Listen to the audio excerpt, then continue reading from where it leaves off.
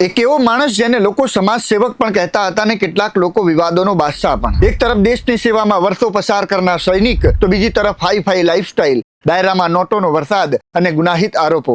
પરંતુ આખરે એવું શું થયું કે આ માણસનો અંત અમદાવાદના એક ફ્લેટના ચોથા માળેથી પડવાથી થયો? કોણ હતા મહાવીરસિંહ સિંધવ? તેની વાત આ વિડીયોમાં કરીએ। નમસ્કાર, આપની સાથે હું સદ્દામ, આપ જોઈ રહ્યા છો યોર ન્યૂઝ। આ છે મહાવીરસિંહ સિંધવની કહાની।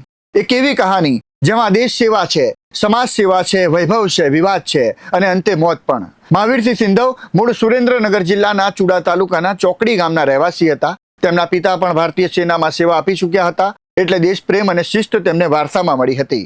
મહાવીરસિંહે ભારતીય સેનાની સપ્લાય યુનિટમાં સેવા આપી હતી। તેઓ માત્ર સૈનિક જ નહોતા, પરંતુ અભ્યાસમાં પણ ખૂબ તેજસ્વી ગણાતા હતા। કહેવાય છે કે તેઓ યુનિવર્સિટી લેવલના ગોલ્ડ મેડાલિસ્ટ પણ રહ્યા હતા। સેનામાં તેઓ ફિઝિકલ ડ્રીલ, વેપન ટ્રેનિંગ અને ટેકનિકલ ટ્રેનિંગના નિષ્ણાંત ટ્રેનર તરીકે કામ કરતા હતા। સેનામાંથી નિવૃત્ત થયા બાદ તેમણે સમાજ સેવાનો માર્ગ પસંદ કર્યો। પરિવર્તન ચેરિટેબલ ટ્રસ્ટની સ્થાપના કરીને હજારો વૃક્ષો વાવવાના અભિયાનો શરૂ કર્યા। પોતાના ગામને સ્માર્ટ વિલેજ બનાવવા માટેના પ્રયાસો કર્યા અને ત્યાં આધુનિક લાઇબ્રેરીનું નિર્માણ પણ કરાવ્યું। એટલું જ નહીં, અનેક યુવાનોને આર્મીમાં ભરતી થવા માટે મફત તાલીમ અને માર્ગદર્શન પણ આપતા હતા। શહીદોના પરિવારોની મદદ કરવી હોય કે સામાજિક કાર્ય, મહાવીરસિંહનું નામ ઘણી વખત ચર્ચામાં આવતું હતું। પરંતુ મહાવીરસિંહનું નામ આખા ગુજરાતમાં સૌથી વધુ ચર્ચામાં આવ્યું વર્ષ 2020માં। મોરબીના ટીકર ગામે આયોજિત એક લોક ડાયરામાં જ્યારે 10 જેટલી કારના કાફલા સાથે તેમની એન્ટ્રી થઈ, ત્યારે દરેકની નજર તેમના પર જ હતી અને પછી જે થયું તે સોશિયલ મીડિયામાં વાયરલ થઈ ગયું। ડાયરામાં કલાકારો પર લાખો રૂપિયાની નોટોનો વરસાદ કરવામાં આવ્યો। વિડીયો એટલા વાયરલ થયા કે લોકો પૂછવા લાગ્યા કે આખરે મહાવીરસિંહ સિંધવ છે કોણ?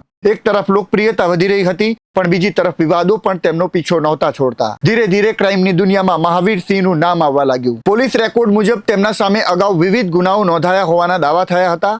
વર્ષ 2023 દરમિયાન એક ફ્રોડ રેકેટમાં પણ તેમનું નામ ચર્ચામાં આવ્યું હતું। ઉપરાંત કેટલાક અહેવાલોમાં ગેંગસ્ટર લોરેન્સ બિશ્નોઈ ગેંગ સાથે સંભવિત સંબંધોની આશંકા પણ વ્યક્ત કરવામાં આવી હતી।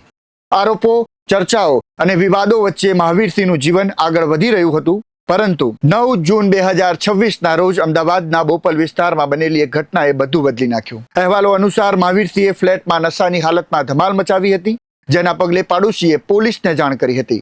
જેના પગલે પીસીઆર વાન સ્થળે પહોંચતા જ મહાવીરસિંહે ભાગવાનો પ્રયાસ કર્યો હતો અને પછી ચોથા માળની બાલ્કનીમાંથી તેમનું સંતુલન બગડ્યું। થોડા સેકન્ડોમાં તેઓ નીચે પટકાયા। ગંભીર ઇજાઓના કારણે ઘટના સ્થળે જ તેમનું મોત થયું હોવાનું જાણવા મળ્યું છે।